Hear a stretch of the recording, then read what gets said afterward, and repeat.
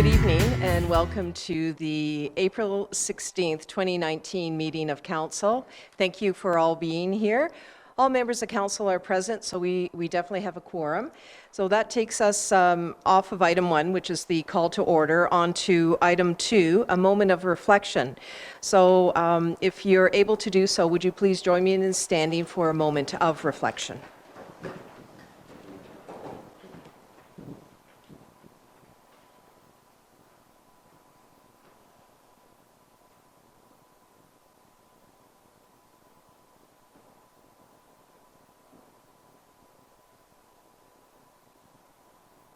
Thank you. Members of Council, are there any declarations of pecuniary interest or a general nature thereof? Seeing none, we are on item 4, closed session. We have none this time. Matters arising from closed session, that is an NA, of course. Item 6, comment period. Is there anyone in the audience that has a comment at this time, particular to the agenda? All right. Mr. Miller, please.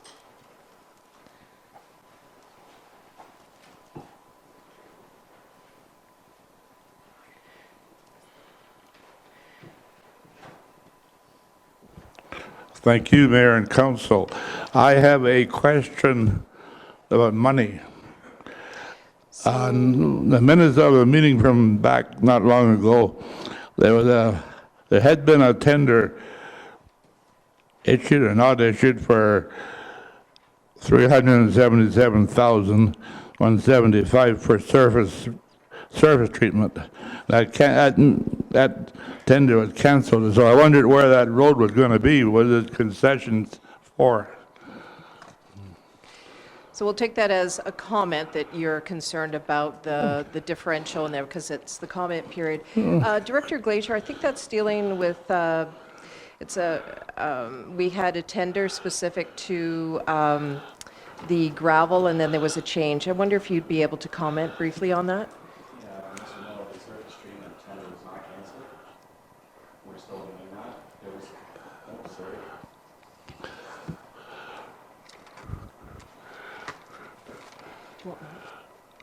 Okay, so the surface treatment tender that you're speaking to has not been canceled. There's a gravel tender that was let some time ago that council had previously awarded at the last council meeting, a certain part, one part of the tender. Yeah. The municipality was responsible to supply the gravel. Our supplier was not able to produce the right specification for the gravel, and I had to cancel the contract and re-tender that part of it. So I'm not sure. Okay. There's about 3 lines here, and they kind of run together. I see what you're saying. I'm wrong on that one then. Nope, okay. That's good. This is the purpose of it. You had a comment, and we were able to respond to that. Thank you, Mr. Miller. Is there anyone else that wishes to speak? All right, so Callie Greenshield, yes, you can. Just wanted to, unfortunately, I'm not able to stay. I wanted to speak to the delegation that's going to be coming to present about backyard chickens. I fully support that, given our times, costs, grocery costs that are going up anyway, that we in our homes can save money. That's one way. I would just caution that you limit the number of chickens. You have strict, not bylaws, but standards, because having raised chickens ourselves, they can stink. So keep that in mind when you're considering that, because we know sure. From other, even in Guelph, neighbors had chickens, and if they did not keep them clean, especially in the summer, in the heat of the summer, they smell, and that smell travels, and it's not pleasant. Thank you for your comment. Actually, we do have a bylaw specifically that prohibits, so it's not a standard by any means, it's a bylaw, but thank you for your comment, and that was just by way of clarification. Any other member of the audience that wishes to comment? All right, well, thank you very much. Item 7 is public meetings. We do not have any listed today. So we are on item 8, which is Part 1 consent agenda. So I do have a motion before me, but what I'd like to do, members of council, is just ask, with respect to our miscellaneous correspondence, if there's anyone that wishes to address any of the correspondence, that would be appropriate now to lift the correspondence prior to the consent agenda being approved. Councillor Hamilton, any further? Yes, I'd like to lift correspondence C1 from Grey Bruce Pride and their request for West Grey to raise the pride flag. Okay, thank you. Is there any other correspondence needing attention at this time? So what I will say, members of council, we will lift C1 as per Councillor Hamilton's request. It will fall under new business, and at that time? Right now? Okay. All right. So C1, which is Grey Bruce Pride, requests to have West Grey fly the pride flag, will go under new business if there is a vote that's carried for 2/3 majority to do that. And then it would also then be addressed under item 16, which is notice of motion or direct motion. So at this point, do we have 2/3 majority to move this to the new business item? All those in favor? 1, 2, 3, 4, 5, 6. It does carry. 2/3 is 5. So this particular item C1 will now move over later in the agenda to item 14. All right. So no other items to be lifted. And Clerk Turner, I'll just say with exception of C1 on this, or does that? Okay, perfect. So I do have a motion before me, moved by Deputy Mayor Hutchinson, seconded by Councillor Hergert. Be it resolved that items A1 to A3 inclusive, contained in Part 1, consent agenda be adopted as amended. And further, that the authorization be given for the action to be taken as may be necessary to give effect to the recommendations contained therein. Questions? Calling the question. All those in favor? Opposed, if any? It does carry.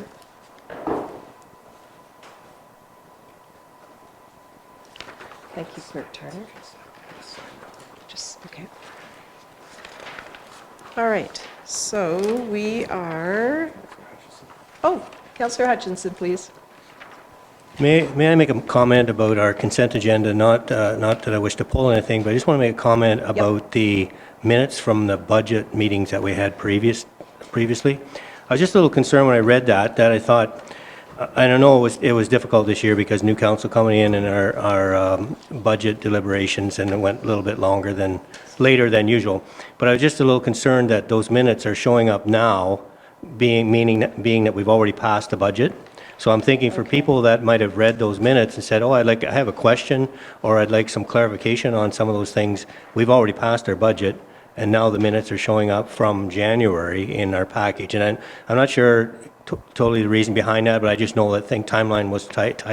But in the future, I think that would be better if we could get those minutes out before we pass our budget, so that there's any questions or queries, people can get that before we pass the budget. That's all I'm suggesting. Very good point, and it will be so noted and incorporated into our next process for sure. I think that's extremely valid. Okay, other questions? Seeing none, we're now on Part 2, which is the regular agenda, item 9, specifically communications from mayor and members of council. So I will begin, and then I will go around the horseshoe as per usual. Busy week. I attended a number of events, which included attending and speaking at the Wardens Forum on behalf of members of council and our citizens. I attended the Ontario Sheep and Lamb Banquet. There's a number of West Grey farmers that have sheep, so it was important to attend that banquet and represent council. There was a spaghetti dinner hosted by the Durham Marching Band, a fundraiser, very well attended. West Grey Council has started their strategic planning sessions that initiated on Friday, a very good session. We hope to have a firm strategic plan very shortly, but that was a very good start. And I attended the Norman B. Optimus Mystery Dinner Theater this past Saturday, as well as a number of members of council. Really enjoyed it, great fun, and certainly West Grey Council was roasted, if you will, and it was wonderful fun. Just a really good time and lots of laughter. I will be attending a hockey banquet coming up, as well as I will be judging the Iron Chef competition at the Normanby Community School coming up. So I will provide some updates on that. All right, that is it for me. Deputy Mayor, do you have any comments? Thank you. I also was at the Warden's dinner. I did go to the Durham Marching Band spaghetti dinner. That was left with a belly full for sure. We were also at the 69th Elmwood and District Chamber dinner where they did the Elmwood grand opening of the kitchen out there. So it was nice to see that facility at full throttle. I stopped into the Trailblazers owner appreciation dinner on Saturday. I was just it was nice to see there was a bunch of landowners there, and I believe it's about 200 kilometers of trails that they allow snowmobiles to travel through, and I think that's really good for our tourism, and I also think it supports a lot of the local businesses, so I really appreciate the fact that they allow us to go through there. Today I was at an Essentials of Municipal Protection seminar in Chatsworth, which was fire related. There was lots of good stuff, lots of educational stuff that came out of that. One of the things that I did read is that they, I believe it's Lincoln, but what they have is they actually have it's promoted by the fire chief, but it's a junior firefighters, which is age 14 to 18. And I think it's a good program that we should be considering in West Grey, because it's basically planning for the future. So I think that's something we should be considering. I just want to make reference to the fact that April the 27th is trout opening. So for anybody that's into fishing, hopefully we'll get the Saugeen Conservation's hoping to get the information on their website of which ponds or rivers, etc., are getting stocked. And I think my thing is, just if you are taking your children out, be very cautious, because the rivers are a little bit dangerous. So let's just take extra caution this time of year. And last but not least, the West Grey Chamber of Commerce is hosting their annual AGM next Wednesday at the Legion. And there is tickets still available, so you just get onto the West Grey Chamber website if you'd like to attend. Thank you. Thank you, Deputy. Councillor Shea. Thank you, Your Worship.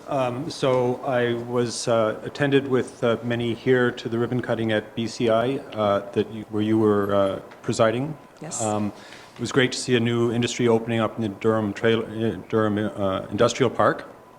We're sort of excited about the jobs that that'll be bringing and the investment and the commitment that that company is making to this community. It was very interesting that I was talking to a couple of the employees who will be based here, who will be spearheading this part of the operation, and the first question they asked me about was, is there a hospital in town, or where's the nearest hospital? It's like, well, it's practically walking distance, so I'm assuming many of those employees will be relocating here.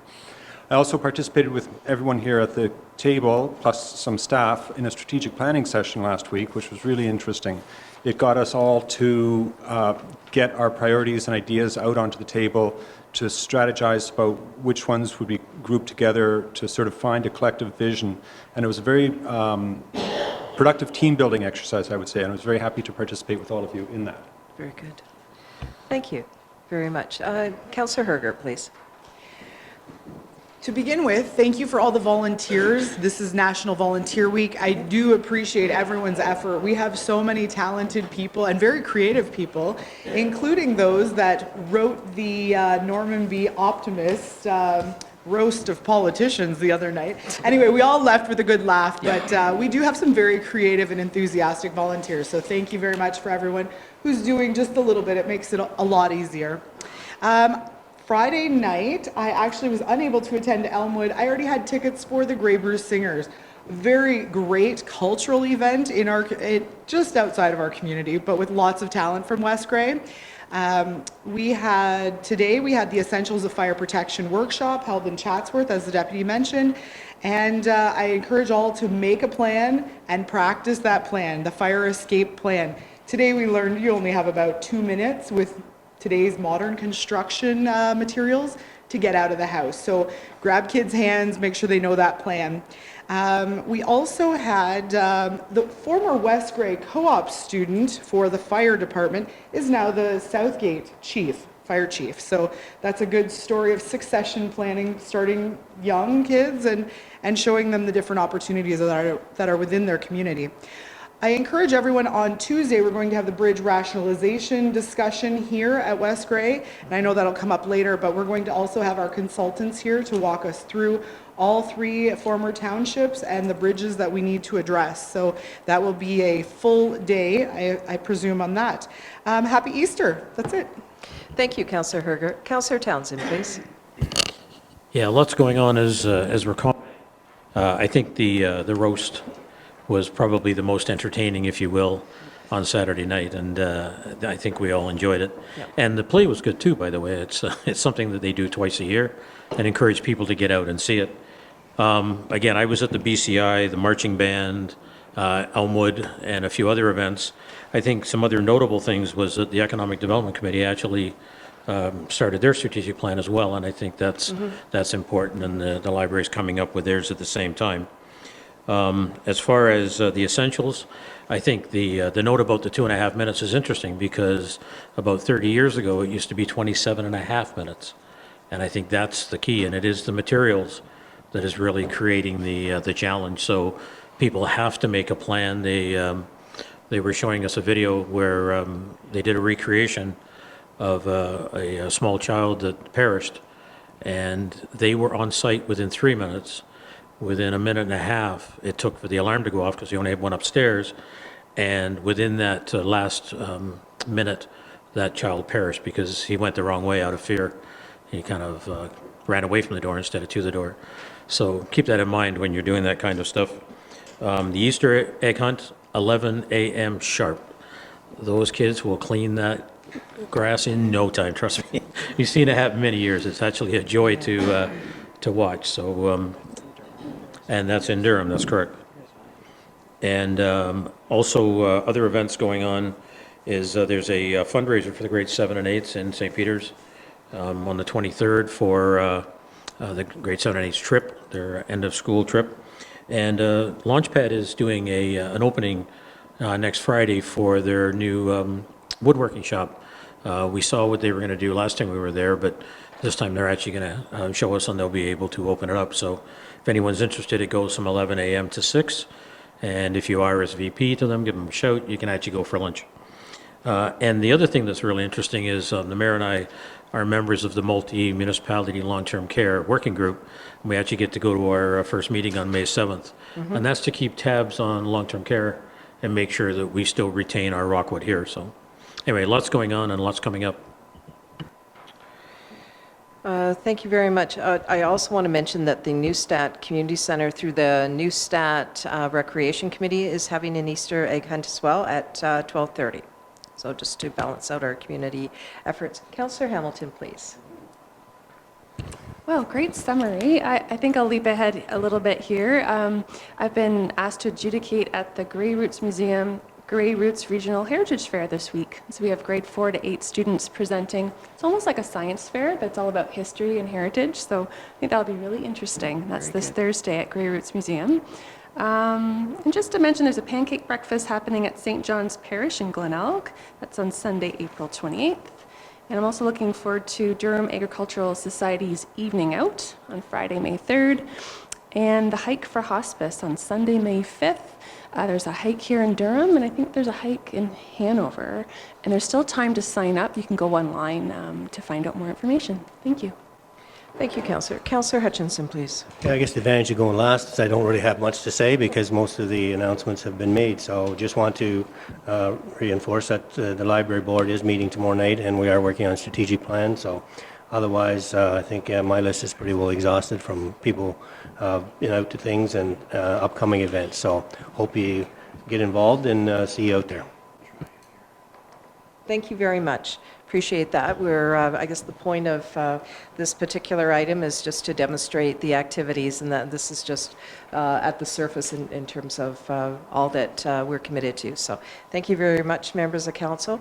So I'm looking at the time, 7:21. Our next item, which is the delegations, does not start till 7:30. I don't want to start that early because there may be other citizens that may want to attend at that time, so jumping ahead on that particular agenda item is not the best. So with that, we'll move to reports. Clerk Turner, would you be prepared to start this, or we can start with our, all right. Well, the reason I was suggesting the clerk was because of the time frame, but he is proposing that we move ahead with our Director of Finance and Treasurer, at least try the first item. And I did so note that you were wanting to move ahead with that as well. So I will start with the Director of Finance and Treasurer's report. I'm just switching gears, members of council. And this is dealing with the approval of voucher number 8-2019. So are there any questions with respect to the vouchers? Councillor Herger. I don't have a question. I have more of a comment. Go ahead, I was please. noting that the cost of smart transit would be 60 cents a kilometer plus a base amount. This is not public transit that we're talking about, but we're actually nowhere near the amount that it would cost to actually operate a vehicle. And I understand that we do this. This is a similar thing as we've done before, using the current price of fuel and etc. But I was just noting smart transit's cost per kilometer. I know you're preparing a response, but Clerk Turner, do you have a response first? There will be some more smart correspondence coming to the April 30th Committee of the Whole meeting that our treasurer will bring forward, and there'll be some more financial information for council to assess and review. Okay, anything further? Treasurer Mighton? Okay. Councillor Hutchinson, please. Just a question for our Director.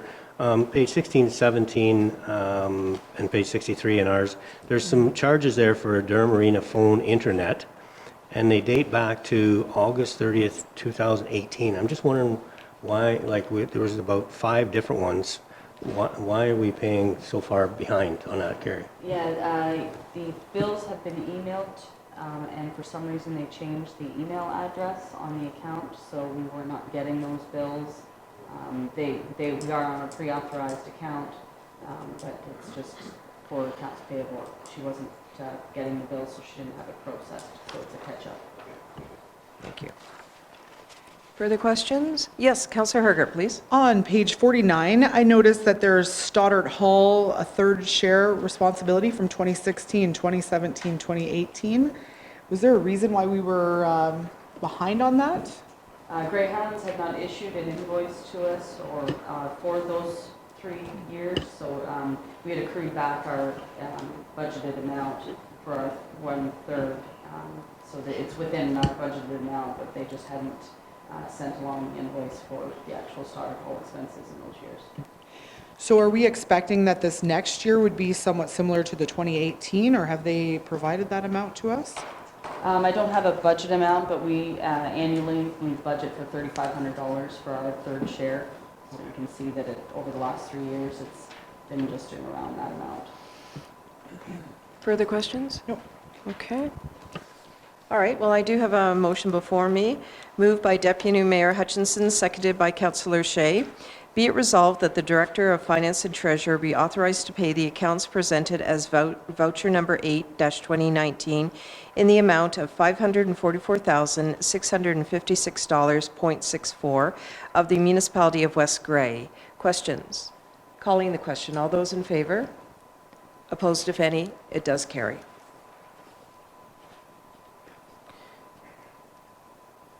Director Mighton, you do have another item, your last item on your report. This is with respect to information correspondence, second quarter 2019 mileage reimbursement rate. Do you have any comments? Yeah, so that's just updating it. Our mileage rate fluctuates each quarter based on the previous quarters, southwestern Ontario, average mileage or average gasoline rate.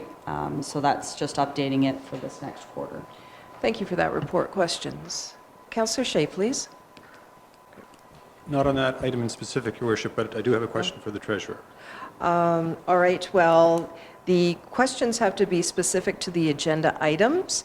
So if it's not specific to the agenda items, I'm going to suggest that you have a conversation after the meeting, and if it's germane, that we will put it on the next agenda, whether that be committee of the whole or a council meeting. Okay. Okay? Thank you for that. Okay. Further questions?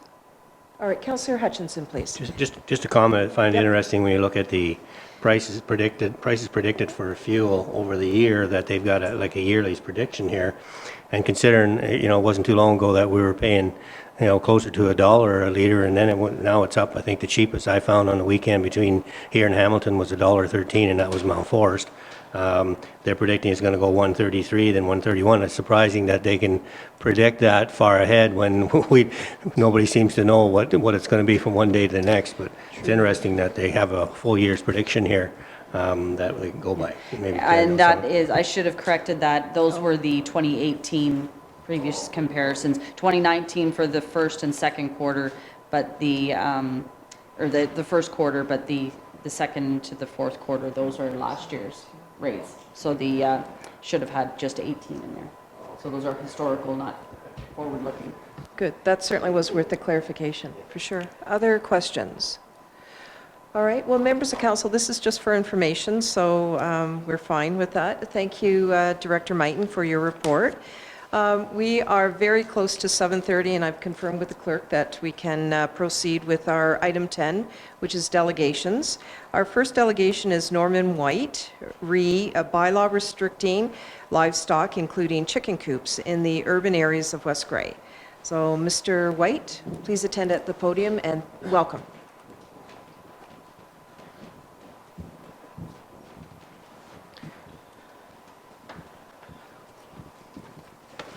Thank you, Madam Mayor. Town Council. As a resident of Durham for almost 30 years and a retired teacher, I've lately become attracted to the idea of raising a few chickens on my property. However, I understand the present West Grey laws forbid the raising of chickens in an zoned urban residential. Therefore, I'm turning to you to have the appropriate bylaw amended.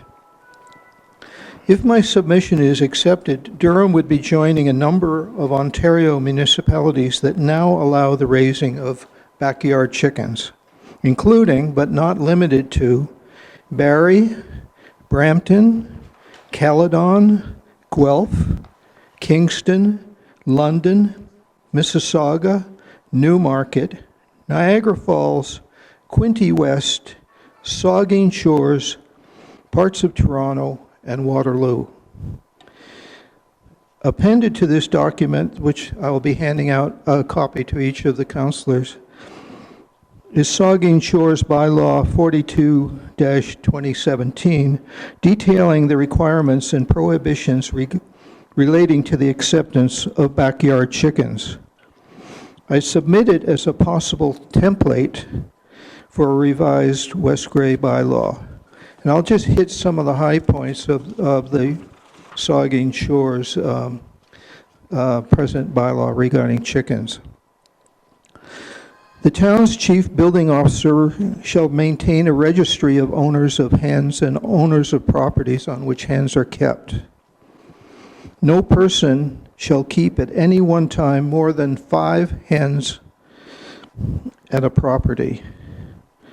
Hens can only be located in the rear yard as defined by the town's zoning bylaws.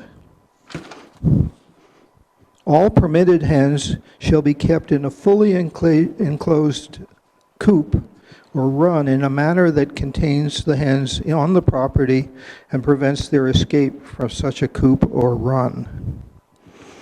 Every owner of hens and every property owner on which hens are kept shall ensure that hens are housed in a coop that is constructed and maintained to, first of all, to provide protection from the weather, and then be adequately ventilated, to exclude rodents and predators, with a flooring that is resistant to moisture and mold and retains heat in the cold weather, with a chicken box sufficient to accommodate all hens, with a perch area sufficient to accommodate all hens, and with an accessible dust bath area.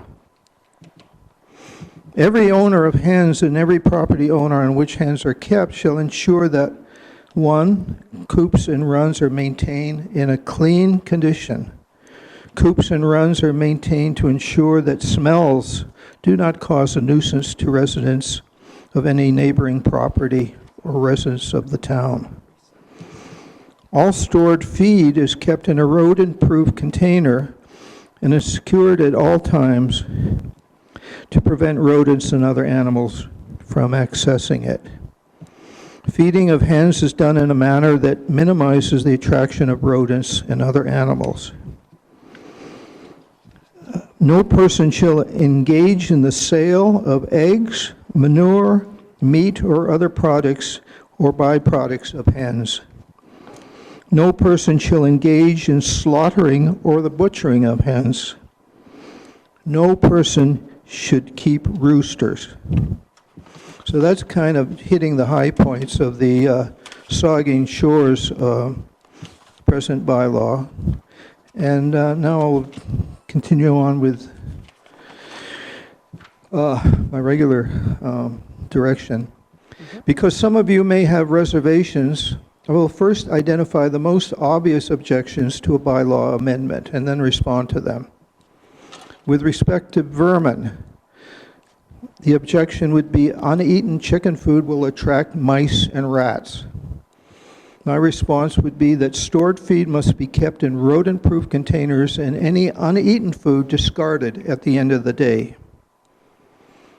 Second objection would be smell. Chicken droppings create odors that will offend neighbors.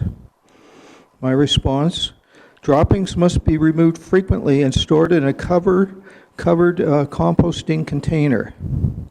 When I was a teenager, my family raised 75 chickens, and the smell that they generated was discernible for only a short, less than 5-meter distance.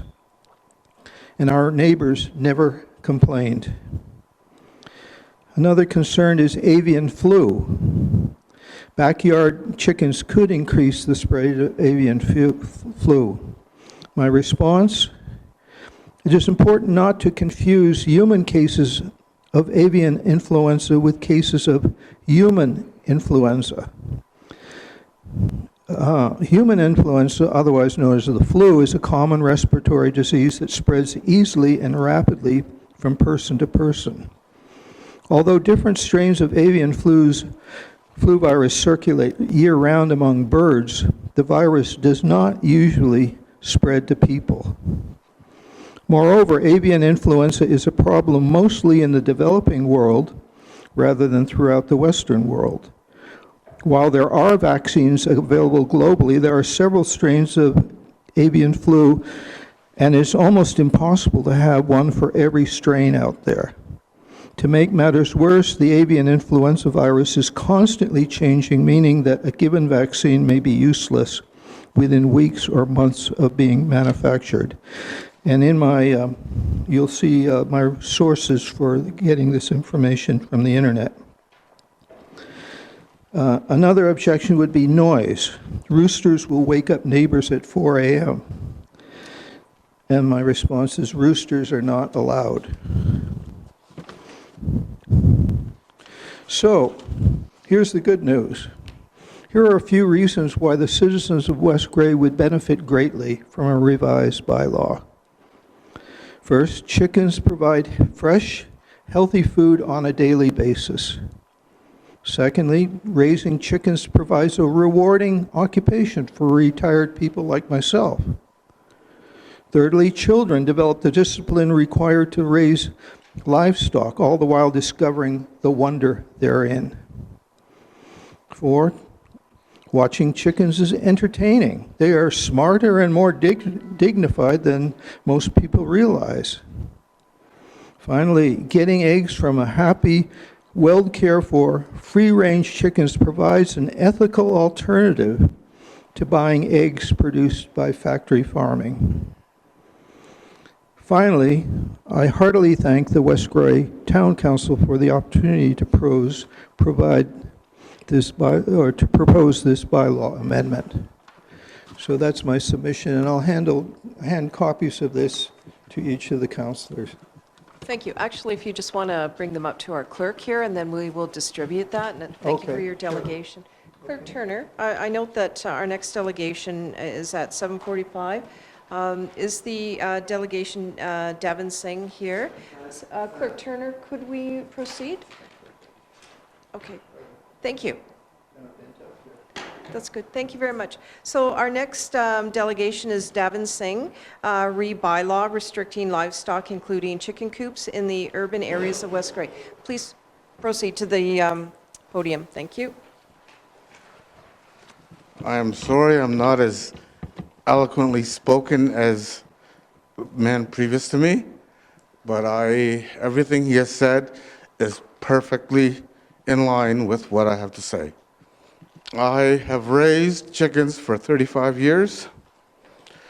Coming to this town, I walked around my neighborhood and asked my neighbors, and none of them had a problem with it. I have a list of all the people that I have talked to, and I have not encountered a person that is against it. I believe that fresh eggs are a benefit to human health. I produce, when the feces I mix into the ground, which is natural, instead of putting fertilizer chemicals into the ground from my vegetable garden. They are cared for well, and they make me happy. They really bring joy to me.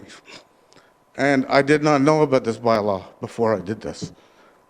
I have 11 chickens right now. I will get rid of the amount that is stated, that is required, no problem. But for me, it brings me joy to care for. They are enclosed, and all of my neighbors do not have a problem at all with any smell or any noise. I do not have roosters. I already spoke to them. I love roosters, but because of what my neighbors said, I did not get roosters.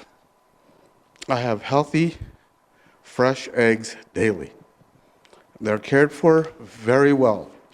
My wife is a veterinarian.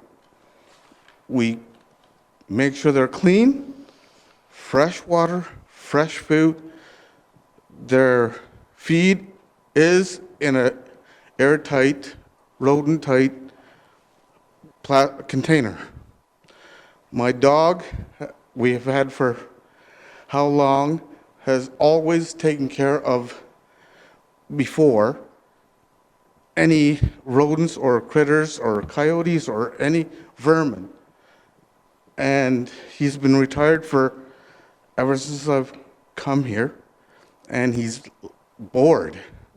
He loves to go out and hang around the chickens just to keep anything away from them. I have not had a problem with any mice or rats or coyotes. Okay, hawks he cannot protect against because they're flying, but they're not vermin. They are actually very happy. Sunlight, they come in, come out whenever they please. And I really don't know what else to say other than right. they Well, make me happy. Very good. Well, thank you for your delegation. Appreciate it. Members of council, are there questions for either delegation at this time?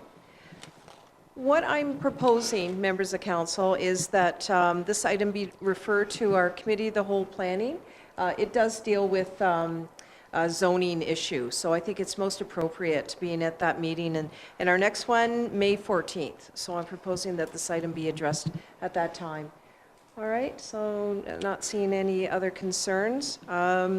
Just for our delegations, our Committee of the Whole planning meeting on May 14th, like our other planning meetings, is open to the public. So you're certainly welcome to attend if you so wish.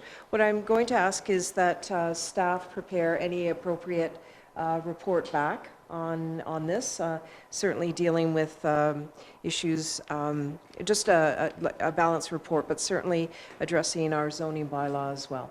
Okay, I think that satisfies what we need. Thank you very much for your delegation. I appreciate that.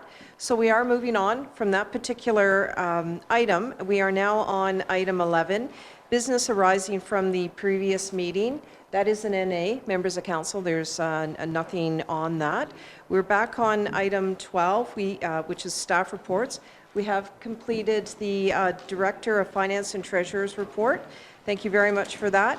We are now on the Director of Infrastructure and Public Works. There are, all right, well, there are 4 items. The first one, PW 19-06, Part 1. This is dealing with amend motion 107-19, tender summary. Director Glazier, do you have any comments on this first report of yours? Thank you, Your Worship. Just a clarification for council. Yep. The amount of the original award for $35,000 and the re-award for the $112,000, the difference in the value between those two numbers was already included in my original budget number. So you're not. What's missing out of this is the cost of the gravel, which I had originally had budgeted for in a different tender, or not a tender, but a quotation. Yes. Sorry, a quotation. So the number you're seeing here, my actual budget line remains the same, if not slightly less. From the retendering, I was able to come in and save a little bit of money, but I just wanted to make council aware of the fact that that budget line is not growing. Very good. It's remaining the same. Well, I appreciate that, that update for certain. Members of council, any questions? Starting with Councillor Hergert, please. Brent, I was hoping that you could describe, we had a bit of a private conversation about the quality of gravel that we were anticipating originally and the quality of the gravel that we will be putting on. Can you tell about the difference there? Okay. Yeah, so I gave the original proponent opportunity to produce gravel and engaged a consultant to test gravel daily as it was being produced. It failed 3 times in a row. And because of the timelines and constraints, I had to inform the supplier that we are unfortunately not able to accept his material. And that was spelled out previously in a letter that I had given to him several months ago, that he had the gravel had to meet specification. So in that regard, I want to make sure that the material that we're paying for is acceptable and meets the acceptable provincial standards that the specification for gravel requires. So we are being diligent to make sure that the gravel that's going on the roads is good material. Absolutely.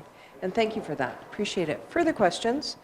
So I'm going to turn to our clerk because there is just a procedural approach we need to take because we are rescinding the initial resolution and then moving ahead with the motion before us. So Clerk Turner, would you mind providing the explanation? Sure. So there's 2 resolutions for this one item. The first resolution will be to amend Resolution 107 of 19, which was previously adopted by Council on April 2nd by rescinding the award in question, being the Part B to Joe Kerr.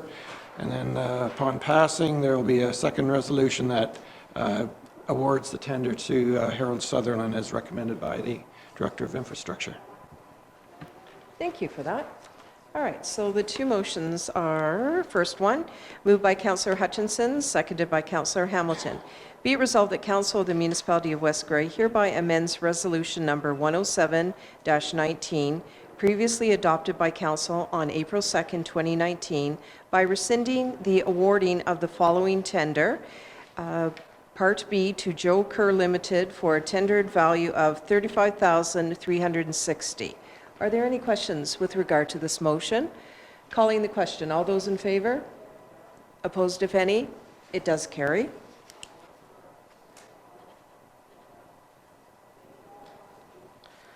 Thank you. So then the second motion, moved by Councillor Herger, seconded by Councillor Townsend. Be it resolved that the Council of the Municipality of West Grey hereby awards the following tender, excluding HST, Part B to Harold Sutherland Construction in the total amount of $112,720, excluding HST. Questions? Calling the question. All those in favor? Opposed, if any? It carries.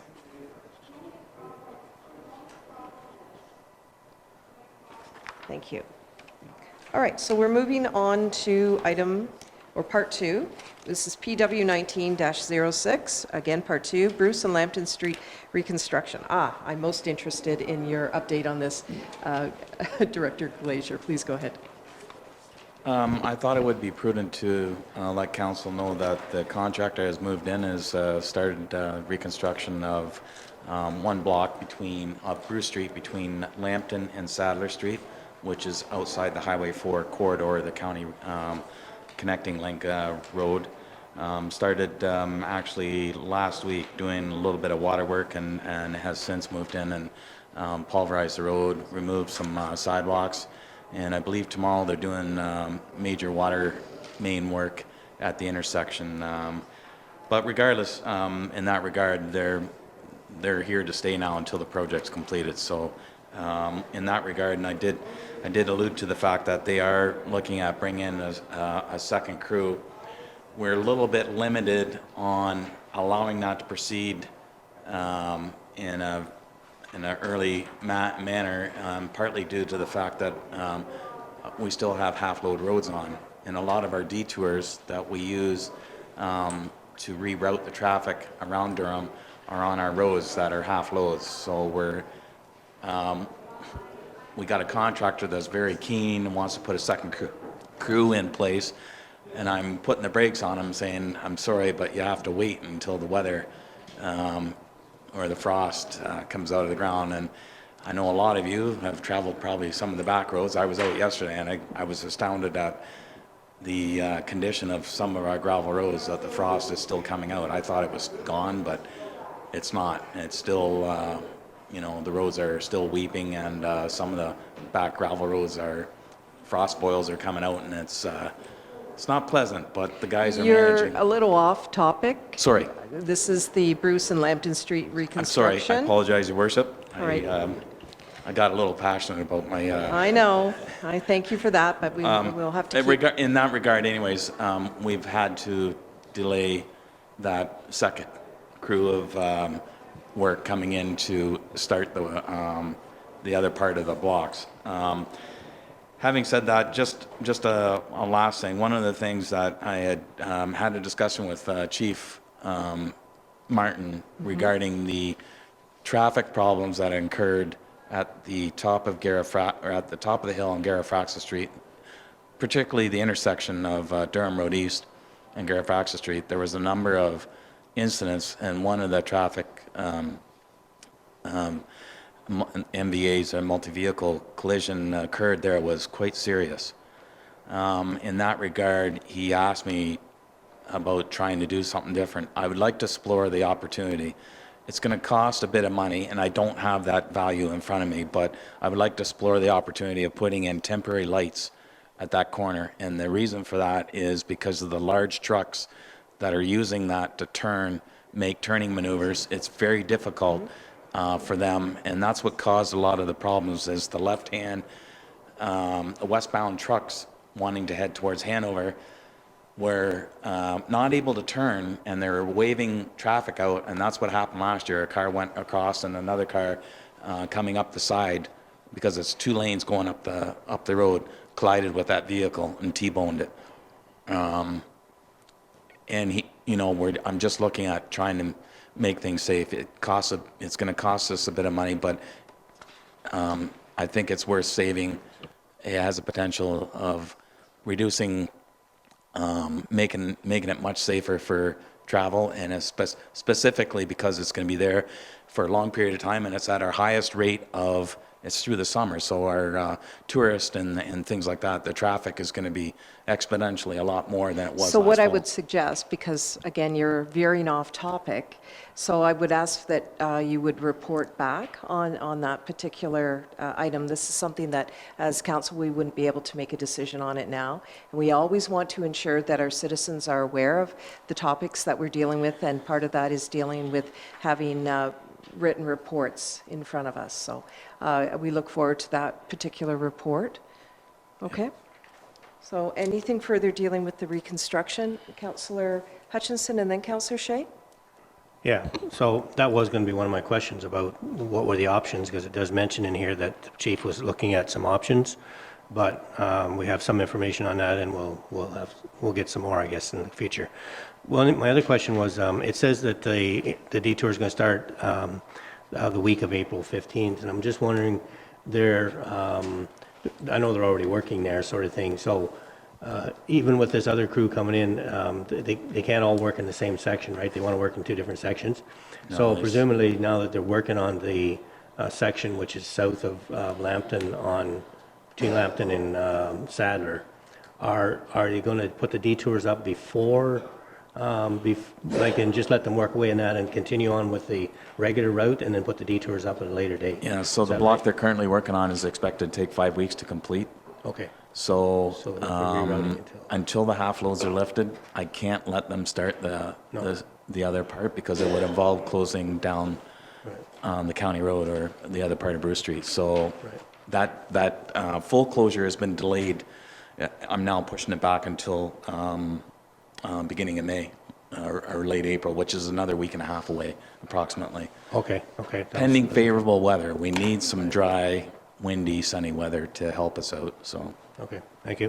Okay, thank you. Councillor Shea, please. I noticed that it's indicated that part of the process, working block by block, includes curb, sidewalk, base asphalt, boulevard application of topsoil, and sodding. I noticed there were some very wide boulevards that have been asphalted. Were they previously asphalted, or are we converting sodded areas to asphalt? No, so in the original design process, Councillor Shea, last year, it was the thought of mine to improve parking, because right now, or previously, or actually right now, sorry, in front of the Legion and down to where the funeral home is, vehicles park on the road. It's a very busy road, and people are opening doors into oncoming traffic, and it's a very busy road. So what I asked council at the time is to improve safety, is to take that, right now there is an asphalt boulevard on Bruce Street between Chester and George Street, I believe. But it's not mountable curb, it's barrier curb. So it is asphalt. All I'm doing in that area is reducing the high back curb to make it so it's accessible for vehicles to park in that area and can park completely off the road.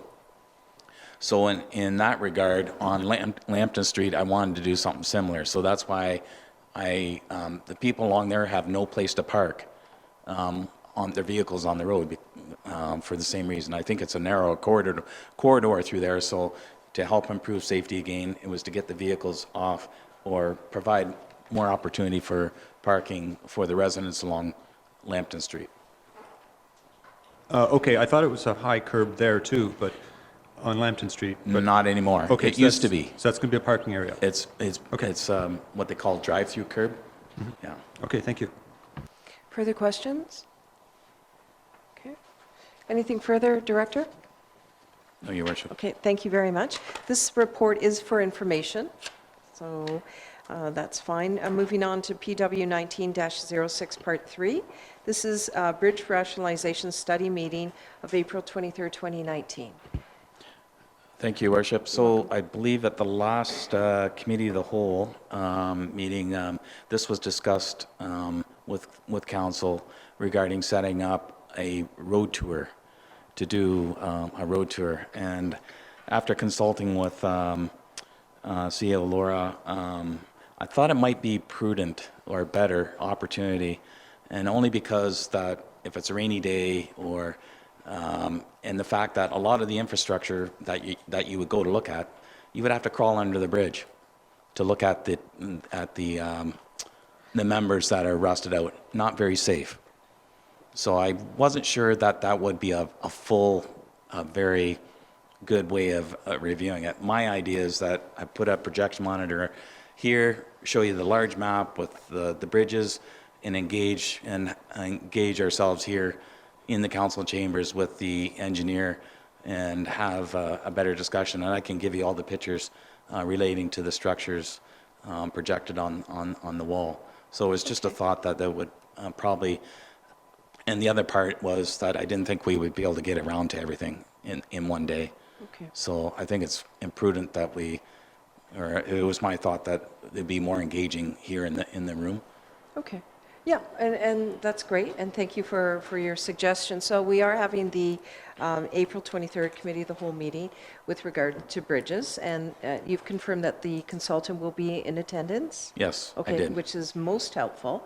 So so what you're suggesting is maybe not have the bridge tour because it won't be as helpful, or Well, what are you thinking? I think I suggested in my report, if I suggested another day or maybe I didn't. I'm sorry. Did I not say that? Sorry. Also another day. My thoughts were to have council look at other infrastructure in one day, that I could show you bridges, water, and a bunch of things, and make it a very more informative day, because I know there's some things that a lot of the council are not privy to, or having that information and seeing our infrastructure. So I thought we would book another day in May to have another tour of looking at other assets besides some of the bridges. Okay. Thank you. Thank you. Councillor Townsend, please. I'm assuming, Director, and you can correct me if I'm wrong, that the photos and the pictures you'll show us, or the information as well, will focus on the results, like to justify the results of the rationalization report. So the bridges and that are more of an issue will be a focus rather than just every bridge. I'm not going to show you every bridge. I'm only going to concentrate on the recommendations that were provided at the end of each report. Excellent. Thank you. Yeah. Very good. Further questions? Okay. So what I'm proposing, if council is willing, that we can send out an email through staff in terms of possible dates, make that connection on what date would be most suitable for members of council to attend. Would that be appropriate? Yeah. Okay. All right. Well, thank you, and thank you for this report. And we are looking forward to the April 23rd bridge meeting. I think that will be most interesting. So that, again, members of council, is just for information. So thank you, Director Glazier. So we're moving on to PW 19-06, Part 4, and this is the last report, I believe, of the directors for this evening. And this is in regards to tender summary. Director Glazier, anything further? I have nothing to add, Your Worship. I think it's self-explanatory, but I'm happy to take questions if there are any. Okay, very good. Members of council? Councillor Hergert, and then Councillor Hamilton, then Councillor Hutchinson. Brian, I was just curious. I'm starting to get comfortable with your report, knowing where things are coming from and just my own comfort level. I was curious, though, on some of these tenders for grass cutting, snow removal, and so on, looking at knowing where they happen at. I know a lot of people say, well, that tender's changed from last year. They used to cut this little patch of grass over here, and now they don't do that. The next group doesn't do that. So I'm just curious if maybe you could shed some light on where the tender, WG 1908, roadside grass cutting would be for. I'm sorry, what it would be for? Like where it would be. Where? Where are we cutting the grass on the roadside? So it's to cut all our rural roadside roads. Okay. And Excluding, I'm sorry if I might add, excluding our non-maintained winter roads. So we only go down the roads that are open year-round and do the grass cutting. That's why If you do the math and divide by 2, it's only representative of 650 kilometers. We actually have 720 in our road system, so we only, yeah. And a lot of the side roads have trees growing right to the, so we're not cutting grass in those areas too. So. Sure. So tender WG 1909 is urban and rural grass cutting, and that's for $2,062.50. I'm sorry, 1910? 1909. I'm sorry. Actually, I'm noticing that you have two tender WG 1909s. You have line painting and then urban and rural. So it should be maybe 9 and 10? Oh, my mistake. I'm sorry. I'm looking on the chart. I've got it right in the chart, but I apologize. Okay, I'm looking at the report part. So Sorry. if it's fine later on, that's fine. We can move to that. Yeah, I apologize. So the urban and rural grass cutting should be 1910. Thank you. Okay, and then where would that be for? What rural or urban grass is getting cut? So urban municipalities here in Durham, Newstead, the parks, Ayton, the ball diamonds, the cemeteries, it's broken up into certain quadrants. And I did that to try to get the best possible price in each quadrant. So a lot of those things, the cemeteries, there's a long list of things in Durham, for example. This municipal building is tied in with other parks here in town and that sort of thing. So I tried to put volume to each part, and it was to be awarded separately, but the one contractor was low on all 5 parts. So that's why it was identified as 5 parts in there. Okay, so where are they cutting? Where is this work going to be done at? Again, the parks in Newstead is one. So we're going to get all of that for $2,062? You're getting all the cutting, and no, bear with me. Okay, This is per cut. This is per cut. This is the cost per cut for all those parts. So if he comes into Durham and does, I'm sorry, I don't have it with me. If there's 10 parts to Durham, including this municipal building, the other parks, the cemeteries, it costs $592 for that one cut to do it, but it's bi-weekly. I've done it, I've changed it a little bit. Last year it was weekly.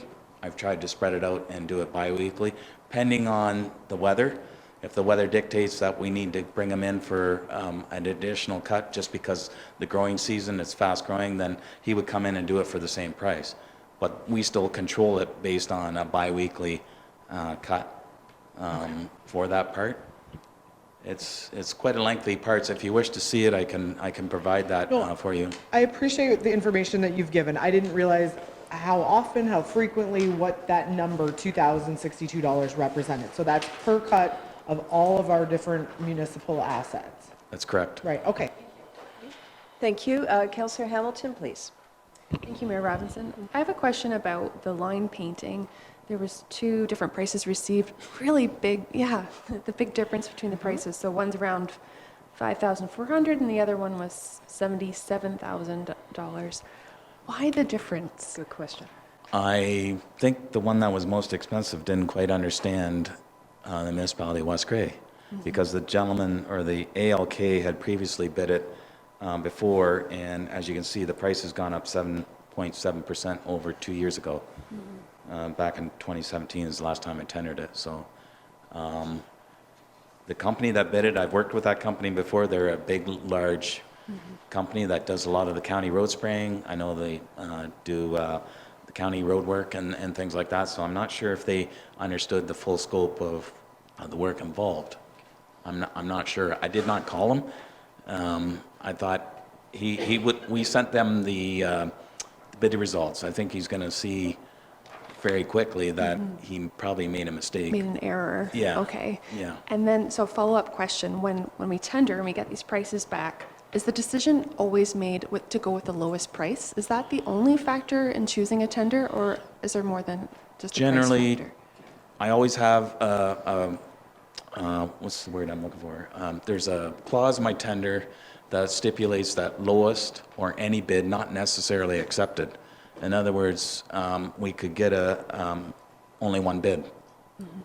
And it might be more than my budget, and council would have to decide whether to accept it or not, just because it's one bid. Or it could be somebody, for example, that has had a contractor that has had bad reputation with other municipalities, and we go, well, do we really want to work with that type of a contractor? So most of the time, the answer is yes. It's mostly the low bidder. Okay, yeah, We would have to have a very good reason not to accept the low bidder. okay, Yep. thank you. Thank you. Councillor Hutchinson? Sorry, my question was the same. Okay, very good. Okay, further, Councillor Townsend, please. Yeah, a couple of things. Looks like you got a great deal on the truck, so, well done on that. And you're under budget. my We should budget. acknowledge that, because we're pretty quick to jump when it's over, so just trying to be fair there. I'll second that. Also, on 19-13, again, the same kind of thing with the Cedarwell quote, who does know West Gray very well. I was kind of wondering, like, it's about double? Yeah, and what I did, just for council's clarification, I included what they call is a pug mill. And that is to blend the sand and salt together in a mixing chamber, so we get, if we want 5%, 6%, or whatever variation of percentage of salt, it automatically calculates. And we get, because we used to blend the sand and salt with a loader. You dump the salt, the loader dumps this salt in with the sand, it mixes it, and it goes up the conveyor in the dome. The problem with that is it's not blended homogeneously. You don't have a homogeneous mix. You've got what they call hot and cold spots. So when the loader loads up a truck, sometimes you'll see it on the roads. You'll see spots where it's melted, and then spots where it's not. And the reason for that is because the sand hasn't been mixed properly, and you get you get melting action in certain spots, but not a nice continuous line down the center. So this actually helps us out because in theory, it's supposed to reduce the amount of materials that we have to use, because you've got the same application, so the guys don't have to go back and re-sand some of the spots that were missed or didn't have salt mixed in with it. So you're saying that Sutherland is actually using Sutherland the new is process? actually, that price includes a pug mill. Okay, Yes. all right. Where Cedarwell didn't? And I'll let you know, it's for $1.25 a ton to mix it, to bring that apparatus in and mix it and blend it. And the staff, we tried it this past year rather, the staff in Benwick used it and they thought it was wonderful. They said it was really great. So I rely on my staff to provide me that feedback. Yep. And I felt that the rest of the facilities would probably benefit from doing something similar. Okay, thank you. Okay, thank you. Further That's fine. questions? Yep. Okay, Councillor Hutchinson? So can I just further to that question? So then with Cedarwell, they don't use the pub mill, or why is it so They had to much? contract, Sutherland owns his own. Cedarwell had to hire another contractor and To do that? it was a very steep price. Okay, Yeah. thank you. The sand component of the tender was very close, where Sutherland won was on the actual mixing part of it. Yeah. Further questions? Director Glazier, thank you very much for that detailed report. We appreciate it. There's a lot that goes into this, for sure. So I do have a motion before me, and that is moved by Councillor Hamilton, seconded by Councillor Hutchinson. Be it resolved that the Council of the Municipality of West Gray hereby awards the following tenders excluding HST. Tender WG number 19-3, 2 half-ton 4W extended cab, Hallman Motors, for the tendered value of $62,856.00. Tender WG 19-7, catch basin cleaning, 822498, Ontario Inc., Foster Services, for the tendered value of $8,610.00. Tender WG number 19-08, roadside grass cutting, S&E lawn care and snow removal, for the tendered value of $9,750.00. Tender WG 19-09, line painting, ALK asphalt maintenance, for the tendered value of $5,414.50. Tender WG 19-10, urban and rural grass cutting, S&E lawn care and snow removal for the tendered value of $2,062.50. Tender WG 19-13, supplying, hauling, mixing, and placing winter sand, Harold Sutherland Construction Limited, for the tendered value of $104,795.00. Questions, members of council? All those in favor? Opposed, if any? It carries. All right, I believe that does conclude all of your reports. Director Glazier, thank you very much. And we are now moving on to Clerk Turner's report. The first item being the Neustadt and District Lions Club. Clerk Turner? So I am recommending council approves the request. There was a similar request approved fairly recently for a Stag and Doe event, and then during the Durham Thundercats playoff game. So there is a motion if council wishes. Or it is moved and seconded. All right, questions, members of council? I'm looking to my left and then my right. Seeing none, I will read the motion. Moved by Councillor Hamilton, seconded by Councillor Hutchinson, pardon me. Be it resolved that the Council of the Municipality of West Grey hereby permits the serving of alcoholic beverages in cans during the Neustadt and District Lions Club's annual Crab, Steak and Lobster Fest held at the excuse me, I'm just taking out two additional words, held at the Neustadt Arena and Hall on May 25th, 2019. Questions, members of council? Seeing none, all those in favor? Opposed, if any? It carries. There's one additional item, and that is Friends of the Music in the Park. Clerk Turner? So there was a Friends of the Music in the Park committee previously, and when the new committee's appointment bylaw was established, some of the previous committees were removed or not reappointed. There was some discussion about what would be appropriate in terms of the various committees. So this committee, as I say, had been formed at least the previous year, if not for a few years. They've been holding Sunday evening concerts during the summer. Sunday evening concerts from basically June to about September. I think it's been well received in the community, and so they are requesting basically that they would be covered under municipal insurance, and previous to that, last year, the municipality also covered any incidental hydro costs. So I do have a motion as well, not only to cover them under the insurance, but in order to do that, we should have them appointed to that committee again. So that motion speaks to appointing those members to that committee, and then secondly, to approve the use of the Vickers Park for that, the summer of 2019. Thank you, Clerk Turner. Questions? Councillor Hergert, and then Councillor Hutchinson.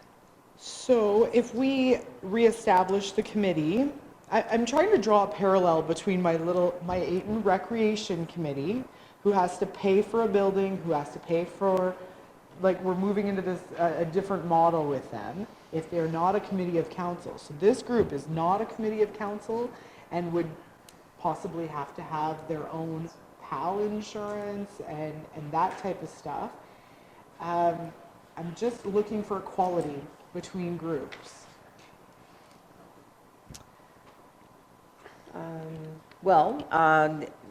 Currently, I'll respond to that. What is being proposed is that this committee fall under the umbrella of our West Grey Council bylaw, so that we would be looking at appointing the individuals to be a Friends of the Music in the Park committee. So a committee of council for that purpose. And that there is the request that they be covered under our insurance. So that's, as you know, that's the opportunity for the members to be covered is by being appointed as a committee of council. So I just didn't notice then this committee of council doesn't have anybody appointed to it, like Mark alluded to. Are we going to appoint a member of staff or of council to this committee? Previously, it appeared that we had an employee on the committee. So what would be our procedure for appointment or employee status on that committee? So I'm suggesting that there would not be a staff or member of council at this time, but I wonder if the CAO has any additional comment. They were essentially functioning on their own the last time, but I wonder if you could just perhaps give a little bit of historic information about how this was managed in previous seasons. Thank you, Madam Mayor. I can go back one season, but, right. and I concur with your recommendation. Staff support is not actually required for this committee or for this organization. They're doing a set event. They don't require any, they don't have regular meetings. It's really like a festival that occurs every evening. Every Sunday evening. So for that purpose, I don't know what staff would be able to contribute or bring to the committee. And, thinking of resources, I think that they're functioning quite nicely. They're really just, it's akin to a municipal significant declaration, right? They need a piece of support from us, but they don't need staff support. Mm-hmm. And one of the things that I quite enjoyed is there was a community member, Roger Williamson, is renowned for his guitar talent. And he actually had students out at one of the Sunday events where students had the opportunity to play in public. And I think that's something that we're not only encouraging the use of the area and the gazebo, but also encouraging people to utilize their talents and where other citizens are able to watch it. So, having said that, Councillor Hutchinson. Hang on a minute. We are with you. You still have the floor, so certainly continue on your questions. I just had to think that through for a moment. Please go ahead. Yeah. So I'm just curious, though. I mean, are they going to be an affiliate group? We're going to call them a committee of council in order to have this happen? Yeah, I think so. What are you suggesting, Councillor Herger? I'm suggesting some affiliation model, like something just a little arm's distance, and that they pay for the hydro that they're going to use. It might be nominal. Or maybe, I'm not sure, was there a donation last year or something that came back, just kind of a in-out, we gave the hydro and then they made some donation back. I feel like there was some bit of giving back. And if I may, Madam Mayor, I don't have that information, so we have a wee bit of time that we can get back to you with those answers. I believe because it's a free program, we didn't expect any reimbursement from this group. So my treasurer's away, so I will find that answer out and bring it back to council. Yeah, and I think that's worthwhile because if a member of council has questions and we're not able to answer right now, and there is enough time that we can address it, I think it's most suitable that the answers are obtained and then report back, for sure. I don't want to have questions not satisfied, so I think that's essential. Before Councillor Townsend, I think there was a question over here. Councillor Hutchinson. Okay. Yeah, I think I read somewhere that Mr. Earhart was part of this committee, and I don't know if it was there as staff support or whether he was just there as a volunteer. Right. So I did see his name attached, but he's not on the committee this year. Just a concern with this activity, I do really feel, and I've suggested before, I do really feel that this group would be better suited in the town parking lot behind the credit union, which is off of the main street. Like if you've been there, some nights you're sitting there and the big trucks go by, you can't even hear the music. And they're right on the road. So I think in terms of liability, we would have far less liability if they were to pull into the parking lot and there was a gazebo there that they could perform, and you have the background of the lower dam. I just think it's an ideal location. That's why we picked it for Arts Fest. So I like in the future to see them maybe make a move. I know they like this little park and whatnot, but it's not an ideal location, I don't think at all. And so we are putting ourselves out there in terms of liability when I think it could have a better setting, but then again, we would need a gazebo or something along that line to protect the musicians. Yeah. So just some thoughts for future. Actually, that's actually a very, very good comment and something that we should consider. I'm wondering if we should invite the individuals out to a meeting and have a conversation with them. There's a lot of questions, I think, who more appropriate than the individuals that would be part of this this group. So how about that? So if you want, after all the questions are satisfied here, Councillor Townsend, for sure, then maybe that's something that we should just consider referring this item to Committee of the Whole, or the most appropriate agenda where these individuals are able to come out and talk to us about their plans and ask some further questions that were addressed at this table. So I think that might be the way to go. Councillor Townsend.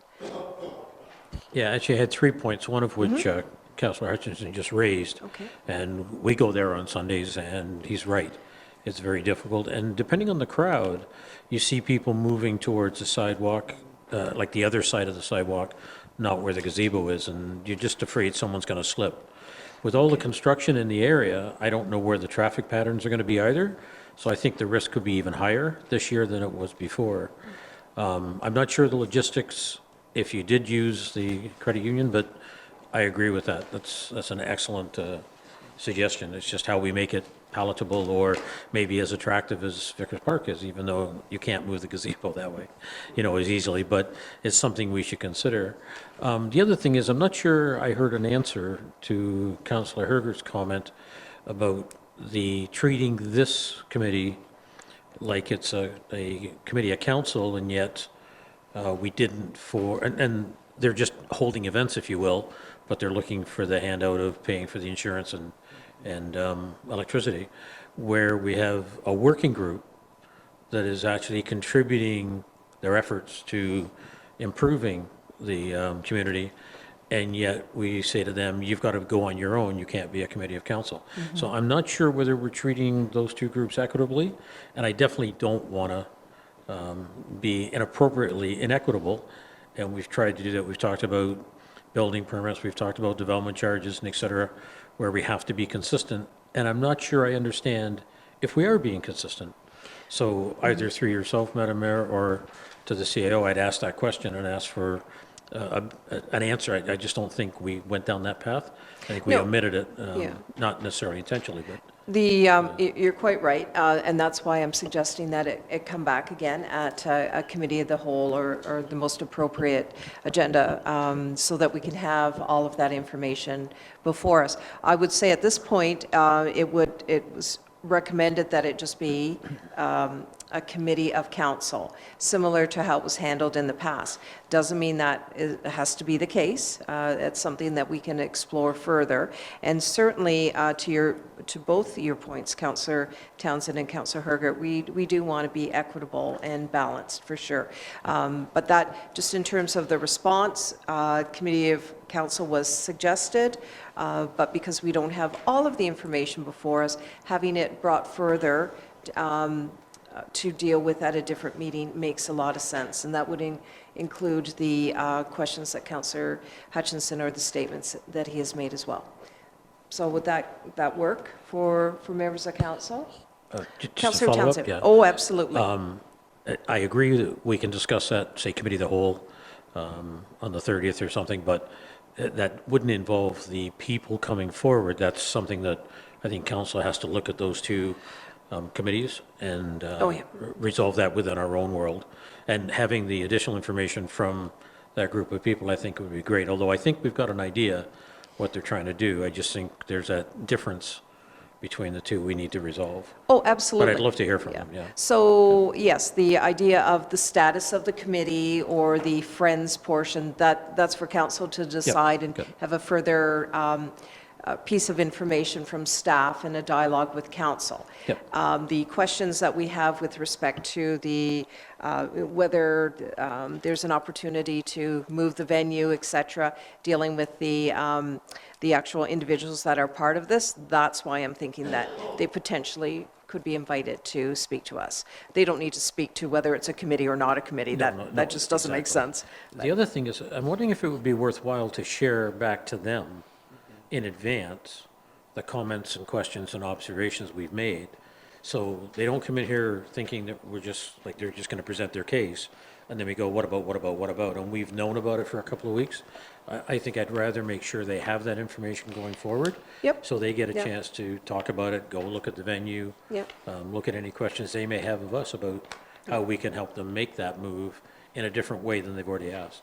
So on the whole, when individuals are asked to come before council or committee of the whole, staff actually make the effort of providing information in advance so that citizens are not necessarily before us not knowing what those questions are. So that's a process that our staff do anyway, but thank you for bringing that forward, just so that it's part of the discussion and that other individuals understand that. We always want to make sure that when we're speaking with our citizens, they're prepared as much as staff or council is prepared. So that definitely takes place. Yeah, I wanted to make sure that we all understood that, and so did the Sure. people in the audience as well. Agreed. So, yep. Agreed with that.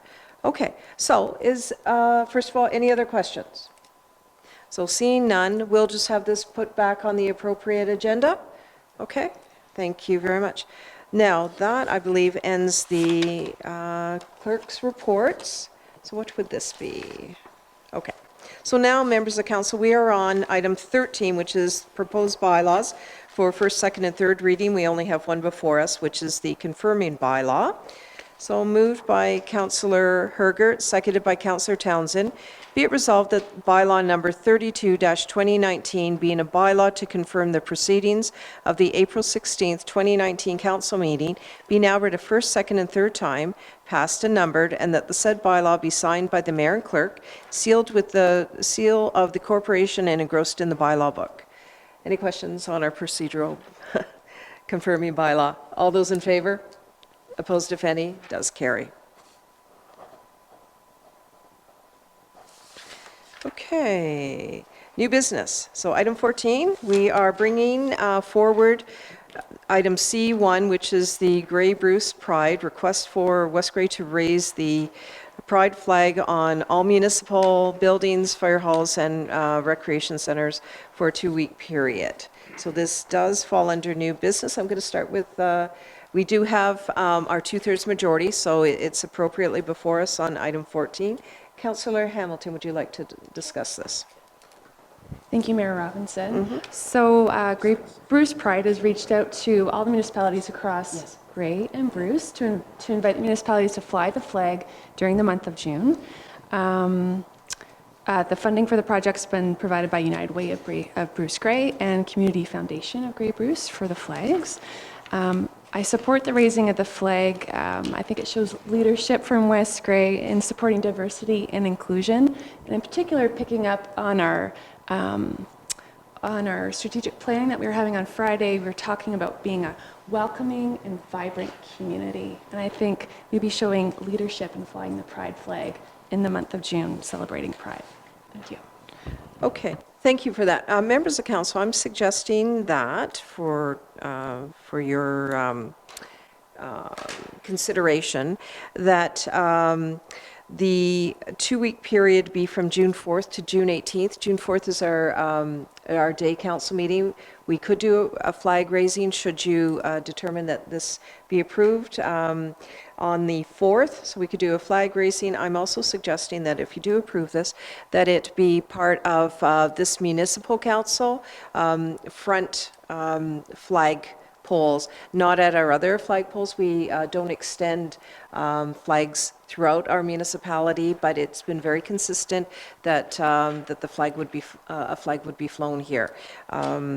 So I think that's the only two issues that the flag here, not at our other facilities, and that we could look at June 4th through the 18th, if you so choose, and have a flag raising ceremony as we've done for other organizations. Councillor Hergert, please. Yes, I have a couple comments about this. Number one, I immigrated to this country, and that flag that is right there, the Canadian flag, is something that I can identify with. I think that everybody in Canada can identify with that flag. It does not exclude anybody. It is actually all-encompassing of inclusion and diversity. Famous quote from Pierre Elliott Trudeau was, "Government has no place in the bedroom." And I would submit that this really has no place at our council table. Okay. We have bridges and roads and a massive amount of work to do. And I think that that flag that is already raised is symbolic of inclusion and equality. I would ask our, maybe our infrastructure director, how many flagpoles we have outside right now? We have 3. Right here. Oh. We have 2. Is there any discussion about a national flag and a province of Ontario flag being there all the time?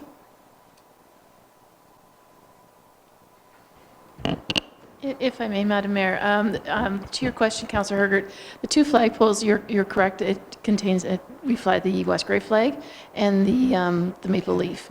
There has been discussion among staff to install a 3rd flag, to have a 3rd pole for the provincial flag, and then an alternate flagpole independent of the 3 for community flags. That could be at another location at this property, but we haven't priced out budget, and that would come through the 2020 budget process.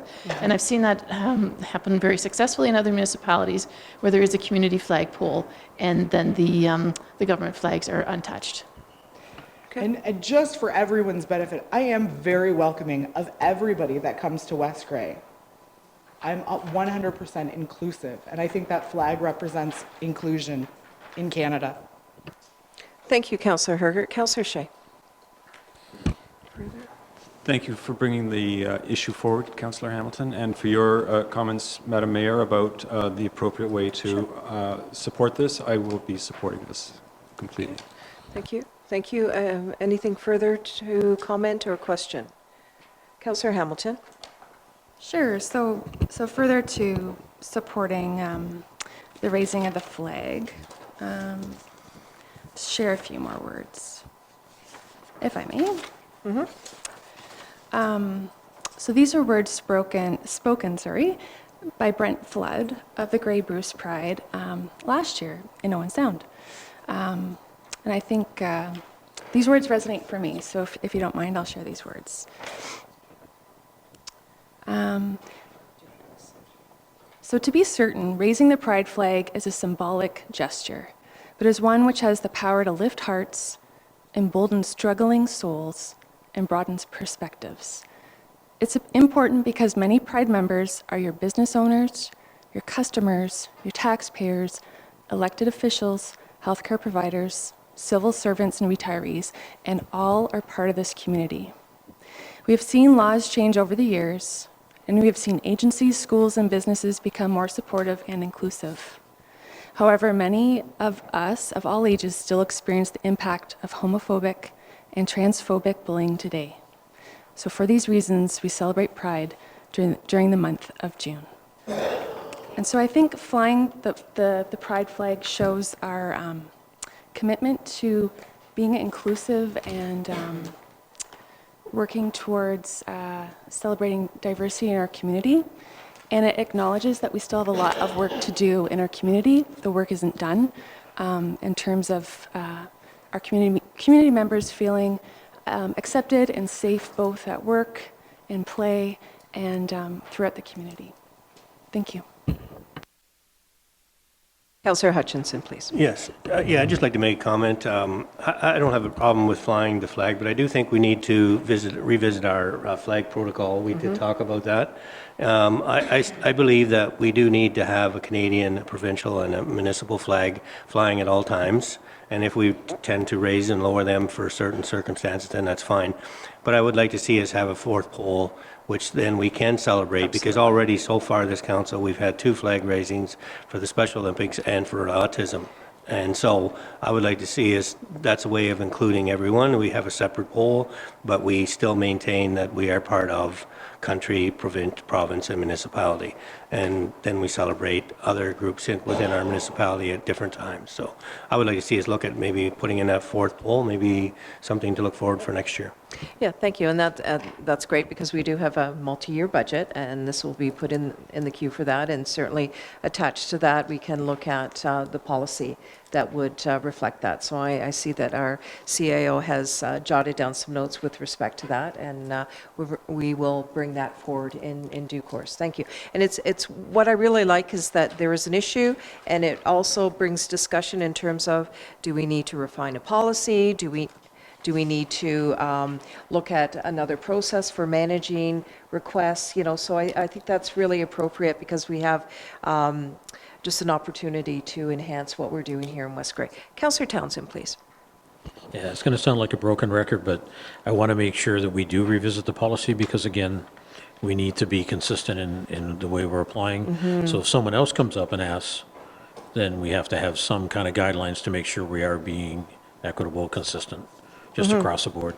Oh, Right, for so- sure, and certainly that's not a broken record. You're welcome for your comments, for sure. And that's why earlier on I said that if council is looking at this, that we'd only be looking effectively at our flagpole here as opposed to any of our other locations, because we don't fly different flags at those locations at the current time. So that's it. Now, this discussion, we'll need to go to item 16, which is a motion, notice of motion or direct motion. We're not there yet, but I just want to say that when we do get to item 16, I'll be looking for a 2/3 majority to deal with this particular item for request to raise the flag. Okay? Are there any other new business items? We do have a full plate. We just passed our budget. We've got a lot of projects before us, so I'm not seeing any new business, and thank you for that, members of council. There are no addendums with respect to item 15, so here we are, again, dealing with the issue. Item 16, notice of motion or direct motion. We do have one before us, and that is the Grey Bruce Pride flag raising request. I will need a 2/3 majority to entertain a direct motion. So, everybody's clear? All those in favor? 1, 2, 3, 4, 5, 6. Opposed, if any? Yes. There is one. Motion does carry to entertain this as a direct motion. It's gone down to Councillor Hamilton.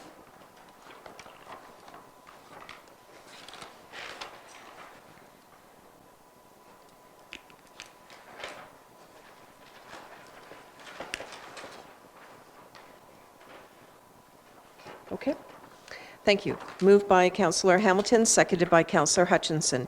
Be it resolved that the Council of the Municipality of West Grey hereby approves the request of the Grey Bruce Pride to raise the Pride flag on the flagpole at the West Grey Municipal Office for a 2-week period commencing June 4th, 2019 to celebrate Pride Month. Questions? Councillor Shea, then Councillor Townsend, please. Could that be amended to include a flag raising ceremony? The mover and seconder, would you be okay with that? Yes, that's most appropriate. I'll have the clerk just wordsmith that for me. Are you completed with your questions? Councillor Townsend, please. Yeah, I guess we're not really approving the request to just put it on the one pole, because the request actually said to put it on all. Multiple. Right, so I think we should make that clarification in the motion so that it's clear that we are not accepting Yeah, good the point. request as submitted. Yep, very good point. Right. Let's see what we can do. I'll with leave that. it to the clerk to use his magic in words, so. Very good. One moment, please.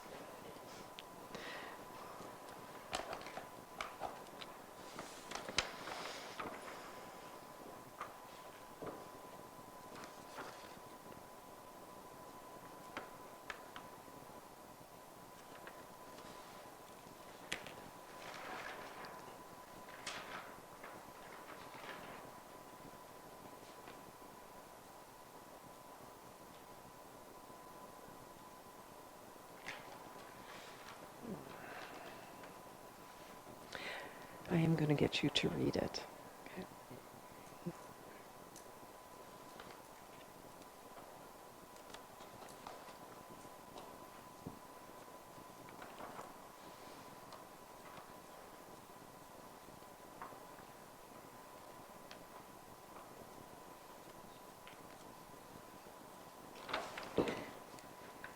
Okay. I'm not sure about the wording, but be it resolved that the Council of the Municipality of West Grey hereby approves the request in part by Grey Bruce Pride to raise the Pride flag on the flagpole at the West Grey Municipal Office for a 2-week period commencing June 4th, 2019 to celebrate Pride Month, including a flag raising ceremony to be held at the West Grey Municipal Office on June 4th, 2019 at noon.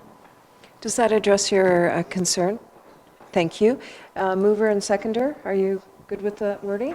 We've all heard, it's duly moved and seconded, it's been read. Any questions? Calling the question, all those in favor? Okay, opposed if any? The motion does carry. Okay, thank you. All right, so that completes item 16. There are no other notices of motion or direct motion. Clerk Turner? Okay. All right, scanning. Item 17, closed session, incomplete items only. We have nothing with regard to that. Item 18, matters arising from closed session, incomplete items only. Again, not applicable. Question period, item 19. Is there anyone in the audience that has a question with respect to this agenda? Mr. Miller, please. If I may have to crack it out. Sure.